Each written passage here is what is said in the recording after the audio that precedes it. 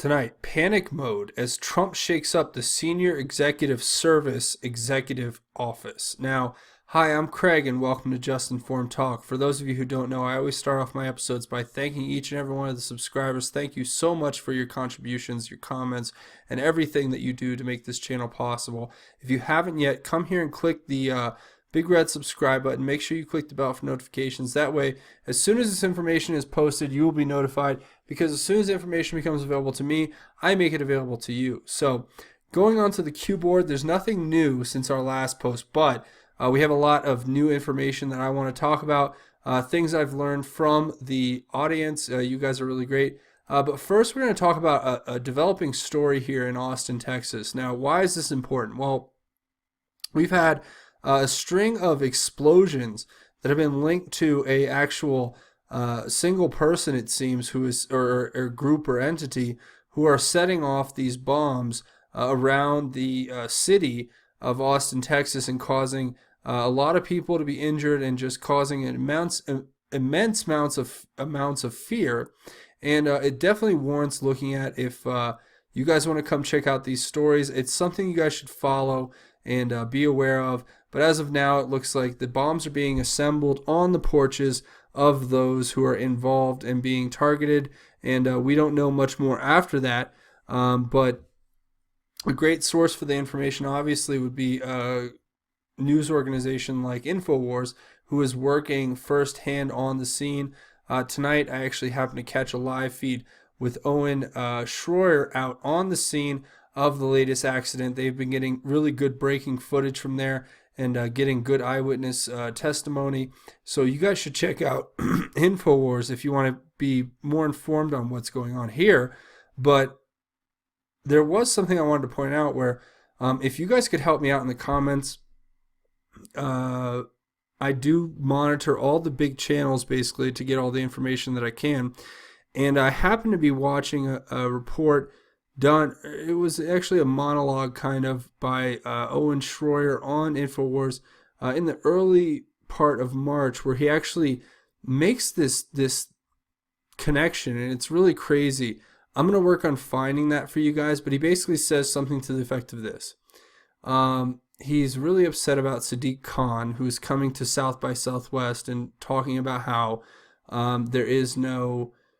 Or talking about how hate speech is basically the equivalent of terrorism and da-da-da-da. You guys can go check out that information for yourself. But he gives a whole speech about that. And then Owen Schroyer, in response, says to him, we don't have any terrorist attacks in Austin, and we don't have any bombings, and we don't have any of that, and we don't need you coming here to show us or whatever. And I know this happened before these incidents of bombing started happening. So it's certainly something that warrants just a look in reference to, was somebody triggered by that statement, or was, and even if that's the case, you're never going to stop freedom of speech ever, in my opinion, but it's worth noting and it's worth looking at. Was that a response? Who knows? I'm just throwing that out there. I know you guys are the best for the comments to kind of, you do your research. It's like having a QAnon research board at the end of every one of these videos.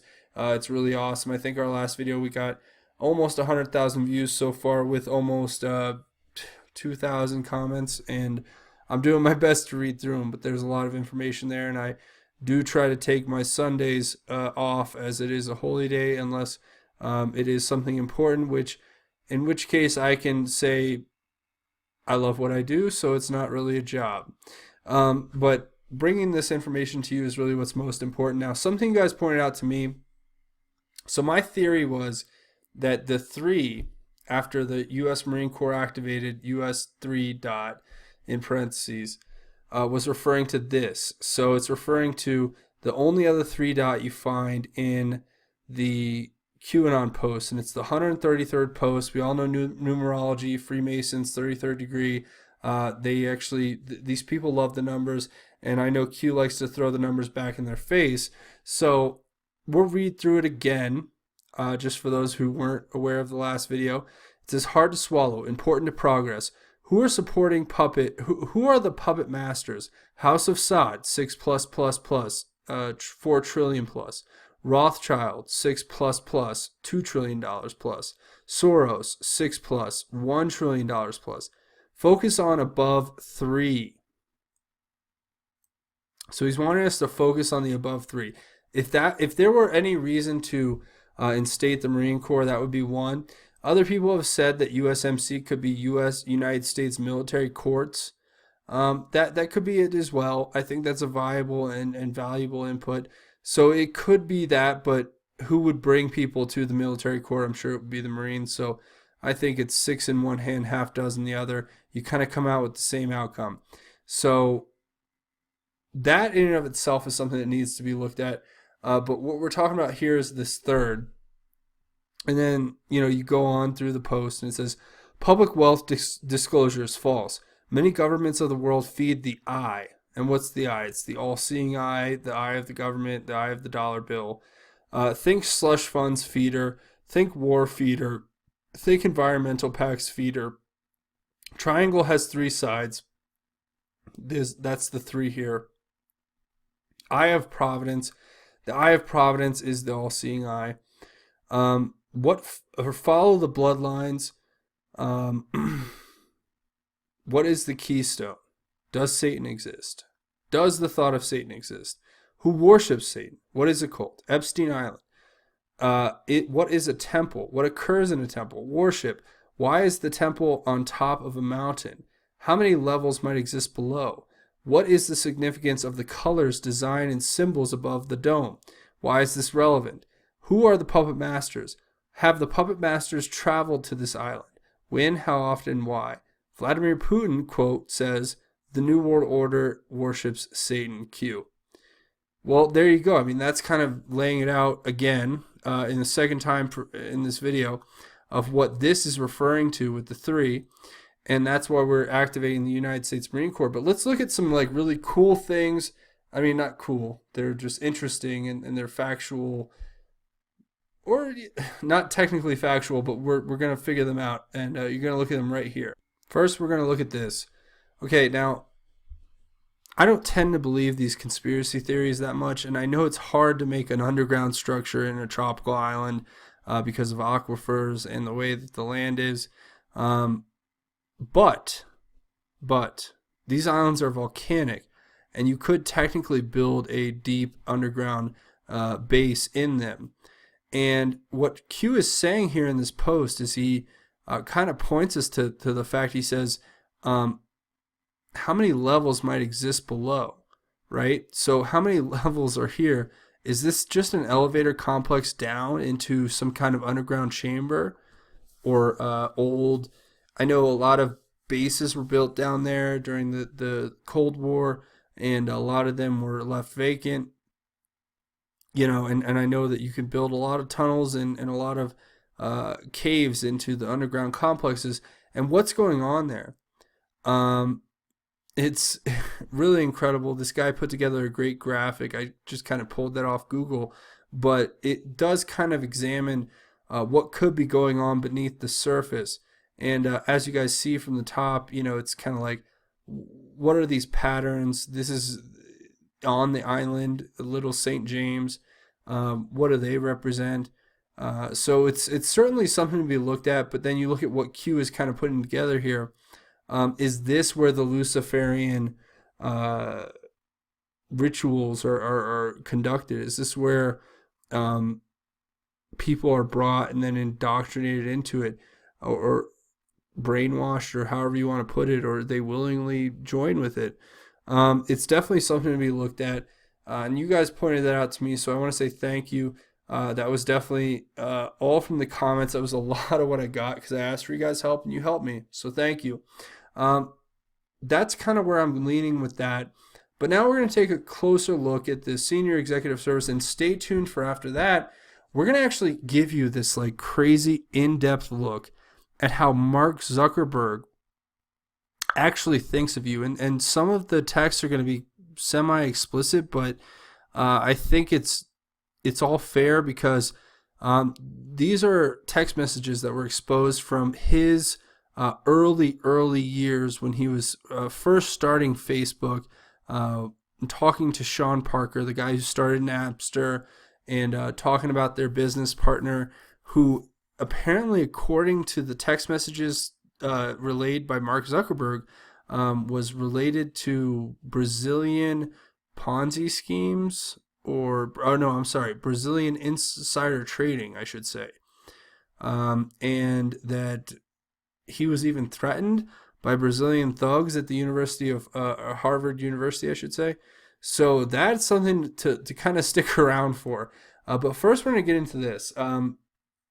Trump is actively right now, this is an article from about 10 days ago. Trump is actively right now introducing new membership into the senior executive service. And why is that important? Well, that's very important because we have to replace the holdovers that are still in there. And you have to understand that what happens is people get pulled out of the private sector or the public sector even to come work. I mean, not out of the public sector, but from the non-governmental aspect of it into the governmental aspect of it. So they get pulled in, and once they get in, they can get into this service, which is the senior executive service. And what is it? Well, it's a group of individuals who are bound to oversee the policy of the administration in the executive branch, kind of like a check and balance to an autocratic leadership situation where there's just one person, or a dictatorial leadership situation. And I think it was actually made around the Jimmy Carter era in response to kind of what was Nixon had went through with Watergate. And it seems to be a very valid organization, except if you look at it for what it could actually be. Here's some great examples of how the senior executive service could have been abused by people who took advantage of secretary members, because it's not just oversight of the president, it's oversight of secretary members. And we all know Ben Carson, right? He's the Housing and Urban Development Director or Secretary. And he had to go and direct the agency from which he works to cancel an order for a $30,000 dining set after a worker for the senior executive service who was working for him, who was a holdover from the Obama administration, allegedly authorized the purchase of a $31,000 plus dining room set in an attempt, allegedly, in my opinion, to frame Ben Carson for that gross misuse of power and funds. And that's just one example. There's another one here where you have a whistleblower who resigned as a way to object to Ryan Zinke being appointed to the Department of Interior. Now, the Department of Interior is very important. They work a lot around the center of the country, protecting some of our most vital resources that would be considered the most vital resources, such as natural resources, such as lakes and farming land and that kind of stuff. They do a lot of great work, and it's really incredible. This guy actually decided to resign in response to Ryan Zinke being appointed, and it's like in some kind of protest to him. So, I mean, you guys do with that as you may.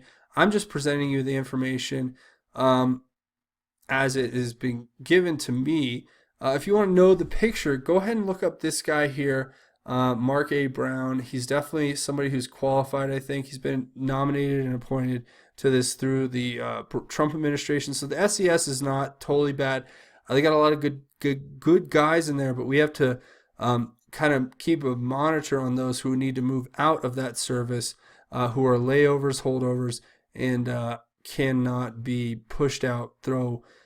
What's happening right now with the whole QAnon thing and what he's telling us is that it's finally being enacted on a militaristic scale, where the executive order that was signed by Trump that declared the state of emergency is finally being put into action. So we have that to look forward to. Now, the last part of this video is going to be pretty interesting, I think, to give you an insight into the person who runs a lot of our social media lives, basically, um, Mark Zuckerberg. And this is a report that goes into these crazy text messages between Mark Zuckerberg and I want to say Sean Parker for the most part. And they're talking about things that I mean, he granted, let's give the context to this that it's due. This is from 2004. This article was published in 2014. It's on the 10-year anniversary of kind of Mark Zuckerberg doing what he did to make the social network Facebook. So that's all being for. I'm giving you that information as a context to this, but I'm going to read through these, and we're going to really be surprised at what Mark Zuckerberg thinks about you, me, and everyone else out there. So before launching the Facebook.com, Zuckerberg had decided whether to work on it or a similar project he was already working on with his Harvard schoolmates, the Winklevoss twins. This is the conversation where he works out that he'd like to do his own thing. So he says, so know how I'm making that dating site? I wonder how similar that is to the Facebook thing, because they're probably going to be released around the same time, unless I expletive the dating site people over and quit on them right before I told them I'd have it done. And then I think Sean Parker replies, haha. He says, I don't think people would sign up for the Facebook thing if they knew it was for dating. And I think people are skeptical about joining dating things too. But the guys doing the dating thing is going to promote it well. I wonder what the ideal solution is. I think the Facebook thing by itself would draw many people unless it were released at the same time as the dating thing, in which case both things would cancel each other out and nothing would win. Any ideas? Is there a good way to consolidate the two? And then he responds, we could make it into a whole network like Friendster, haha. Stanford has something like that internally. It says, well, I was thinking of doing that for Facebook. The only thing that's different about theirs is that you request dates and with people or connections. With the Facebook, you don't do that via the system. He says, yeah. Also, I hate the fact that I'm doing it for other people. I hate working under other people. I feel like the right thing to do is finish the Facebook and wait until the last day before I'm supposed to do their thing ready and then be like, look, yours isn't as good as this, so if you want to join mine, you can. Otherwise, I can help you with yours later. Or do you think that's too expletive? It says, I think you should just ditch them. The thing is, they have a programmer who could finish their thing, and they have money to pour into advertising and stuff. Oh, wait, I have money too. My friend who wants to sponsor this is head of the investment society. Apparently, insider trading isn't illegal in Brazil, so he's rich. Lol. Laugh out loud. Okay, now who they're referring to? They're referring to the investor Eduardo Sovereign. And the next one, it says, then Zuckerberg had to decide whether or not to tell the Winklevosses he was working on a competing project. Here he says he is going to, quote unquote, F them. It says, so have you decided what you're going to do about the websites? It says, yeah, I'm going to expletive them.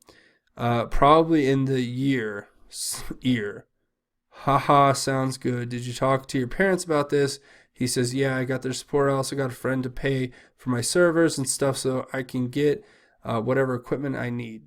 Then he's talking about his co-founder and first investor, Eduardo Saverin. Even then, Zuckerberg's emphasis was the product, not the money. He says, Eduardo is paying for my servers. And then Sean replies, a sucker born every day. To which Zuckerberg replies, I'm sorry, having a little freeze here on the computer. It says, well, I don't know business stuff, so if you can promote it, then hot. And he says, then yeah, right. Then he says, I'm content to make something cool. Now, shortly after launching the Facebook.com, Zuckerberg joked about how strange it was that users were so willing to share private data with him. Now, this is a real look into how this guy thinks. It says, yeah, so if you ever need info about anyone at Harvard, just ask. I have over 4,000 emails, pictures, addresses, SNS. It says, what? How did you manage that one? He says, people just submitted it. I don't know why. They trust me. Dumb expletives. That's what he thinks of you. Now it says, when the Facebook.com launched, the Winklevosses complained to Harvard and Zuckerberg worried about getting booted out. And he says, Parker says, but what are the grounds for kicking you out of school? He says, unethical behavior. He goes, wouldn't that be contingent on the court case? And he says, ha ha ha, man, come on. You can be unethical and still be legal. That's the way I live my life. Ha ha. So unethical. That's great. And that's how he lives his life up till that point. Continuing, he says, Harvard student paper investigated the Winklevoss-Zuckerberg feud. Here Zuckerberg talks about hacking into the paper to read the article ahead of time. He says, Crimson has the internal email list where they just gossip about everyone. So I want to read what they said about me before the article came out and after I complained. So I'm just trying the email passwords of everyone who put that they're in the Crimson. I wonder if the school tracks stuff like that. He says, did you get in? He says, to 2. So what he did was he took, in this text, he's basically admitting that he took information that he got from his websites that he ran or that he was able to hack into and then used those login codes to log into people's private and personal accounts. Just throwing that out there. Eventually, the Winklevosses created their own social network, ConnectU. Here, Zuckerberg talks about a fake ConnectU profile he created for Cameron Winklevoss. And I'm going to go through this, but it's pretty crazy. He says, we've exploited a flaw in their system and created another Cameron Winklevoss account. Whose system? The ConnectU site. Oh, ha ha ha ha. We created the login, the look, at Hotmail, Winklevoss at voss.harvard.edu. And it says, we copied his account his profile and everything except I made his answers all like white supremacist. So this is how they work. And I'm taking the time to read through this because that was one of the biggest points I want to get to. Okay, even a guy like Mark Zuckerberg, right? Even if the Winklevosses are white supremacists, right? He just takes the time to just throw that out there as if that's just a normal thing, as if the majority of the population could be that. And we're going to go through what he says in his profile. I'm going to, actually, you know what? It says, I'm expletive privileged. Where do you think I'm from? Because that's the hometown question. It says, high school. You're not even allowed to speak its name, personal info. It says, I'm looking for women. Interested in action tonight. Ethnicity, better than you. Height, 7'4". Body type, athletic. Hair color, Aryan blonde. Eye color, sky blue. Smoke, no. Drink, socially. Favorite music, The Sound of Myself, expletive. Favorite movie, The Adventures of Baron Munchausen. Favorite quote, homeless people are worth their weight in paper clips. And I hate black people. Athletics, I can pull a 2K in 2 minutes and 36 seconds. Languages, white Anglo-Saxon, Protestant, yes. Instruments, music gets in the way of hearing my voice. Clubs, my dad got me into the Porcelain. And I think the Porcelain's a secret club on Harvard. I'm not going to read that one. It says, about me, gotta love my expletive eating grin. Then Mark Zuckerberg goes on and says, Zuckerberg talks about hacking into ConnectU and shutting down user accounts. He says, I got bored, so I started deactivating accounts on ConnectU. Haha, I figured The people who made the site won't realize it's all from the same IP, that it's not the type of thing that you can tell unless you are specifically looking for it. Now, this is something I thought was really good. Apache logs won't tell you that either, just that a bunch of stuff came from my IP. And we've been talking about Apache a lot in the Q post. Apache pops up time after time again. We know it's like a programming, coder's program, and it actually is associated with the Rothschilds. I think they own a share in that or a stake in that. And so he's talking about his expertise in that, which is very fascinating. To which Parker replies, huh? And he says, how many programmers do you think log stuff as much as we do? Like it is it normal to log all logins and profile views? And he says, I don't know. The company probably did just the minimum to make the site look good. He says, I bet they're just really worried that all these people are deactivating their accounts. How many people are you doing? And he says, I did like 20, haha. And I think the natural reaction is to link an email went out convincing people to deactivate their account. There you go. In part because of a personality clash illustrated here. He says, so you guys go out a lot to party-ins and such there. And he says, but in general, we don't do fun things, but that's okay because the business is fun. Lol, yeah, it is fun. No fun things though. He says, enough. So obviously, they're giving their opinion. It says, it wouldn't work out between Zuckerberg and Saverin. In this IM, Zuckerberg talks about how he's going to dilute Saverin. So now this was talked about in the movie where he says, how are you going to get around Eduardo? He says, I'm going to buy the LLC and then give him less shares in the company that I bought. I'm not sure it's worth a potential lawsuit just to redistribute shares. You have nothing to gain. And he says, no, I do, because until I do this, I need to run everything by Eduardo. After this, I have control. Now he goes on to say, it says, Zuckerberg knew this dilution would lead to a lawsuit. This IM also reveals that he wanted to sell Facebook and work on another startup. It says, well, you should recover the shares you need to recover the legal fees. He says, I won't pay the legal fees. The company that buys us will, haha. He goes, cool. Hopefully that'll be soon so you can move on and just work on what you want to. He says, well, it just needs to propel Wirehog. So you have gotten responses to your national recognition? He says, responses from whom? Some more VCs, venture capitalists, still talking to Google and Friendster. Huh. So he's definitely been in cahoots with Google since 2004 at least. Now it says, Zuckerberg tells a friend why he wanted to boot Saverin. He says, I maintain that he blanked himself. First, by completing none of his 3 assigned tasks. He was supposed to set up the company, get funding, and make a business model. He failed at all 3, and he took the offensive against me with no leverage. This just means he's dumb, and now that I'm not going back to Harvard, I don't need to worry about getting beaten by Brazilian thugs, i.e. the insider trading in the Brazilian market. Then he says, in a conversation with Sean Parker about potential investors, Zuckerberg talks about dirty tricks he wants to play on Saverin. He says, Peter tried to play dirty tricks. All that expletive he does is like classic Moritz expletive.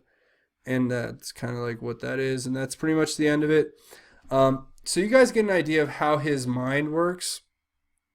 And I think it's very telling of the type of person that Zuckerberg really is. And this is the person who has control of one of the largest social media companies in this entire country. So you guys definitely take that with a grain of salt, because I'm just trying to get the information out to you. And if you're looking for a great way to support the channel, why don't you guys come check out my Twitter? That's always a great way to support us. And you can come here, make sure you follow me. I'm getting this channel going. I'm trying to push the Twitter now, because that's the next in social media. And also, if you guys want to get all my videos, they're always automatically posted here, so it's a great resource to have. It's at Justin_formed, or you can search Justin Formed Talk and you'll find me. The easiest way you can support the channel is by coming here to the landing page. There's a big red subscribe button. You can go ahead and click that. Make sure you click the bell for notifications. That way, as soon as this information becomes available, you will be notified, because as soon as information becomes available to me, I make it available to you. And the truly best way you can contribute to the channel is to go down and either read the comments or contribute a comment. If you have a thought, if you have a theory, if you have an idea, we have our own QAnon research board at the bottom of each one of these videos, and I really encourage and welcome every single person to get involved and let me know what you think at the bottom of this video of what we talked about today. Epstein, the senior executive service, Mark Zuckerberg. You guys kind of leave me your thoughts so we can go over what and create a huge dialogue about what this all means, really. So I want to thank you all for watching. If you're looking for another way to get involved, one of the best ways you can contribute is by coming over here to, if this page will load, obviously, you can come over here to Just Informed Talk on Patreon, which is patreon.com/justinformedtalk, or you can come to patreon.com and put Just Informed Talk in the search bar. And when you come to this landing page, you click the red button to become a patron. And as it reloads here, you guys can see, sorry, my computer is running a lot slower today than it usually does for some reason. We're very close to hitting the goal of getting 100 patrons, where I will make a video where I mention each and every one of you and thank you for your contribution. If you want to check out my rewards, you can come here and earn an email correspondence with me, Craig, or you can also become a featured Patreon patron of an episode. So I want to thank you in advance for checking it out, and thank you to each and every one of my patrons who are getting us closer and closer to that 100 patron goal. So that's pretty much it for today. I want to say thank you for watching, and I want to take a second to do what I like to do at the end of every episode, which is make a very important point about the Lord. We all are blessed. We all are given certain talents, and we all are given certain hardships. In order to overcome each and every one of those, we have to work hard every single day. So trusting in the Lord and putting your faith there is the most important thing you can do to propel yourself in this battle against evil. If you're going to embrace good, you have to embrace it wholly. And you need to embrace the Lord first. So what you need to do, if you've been having doubt, if you're worried, if you're anxious, if you have family and your friends who are getting you down and putting you in a bad place, I know I've experienced my times so far, with just friends on Facebook even who make comments and you have to reply to them. But if that happens to you too, then just take a breath, say a prayer, and bring God's light into your heart so that you can share it with the world. Because I ultimately believe wholeheartedly that that's what God wants for each and every one of us. So I want to thank you all for joining me here tonight. If you don't take anything away from this episode, take that away, that God is here for you, He loves you, and He's only a prayer away always. So remember that. And I want to thank you all for watching. I'm Craig. This is Just Informed Talk. God bless and Godspeed, Patriots.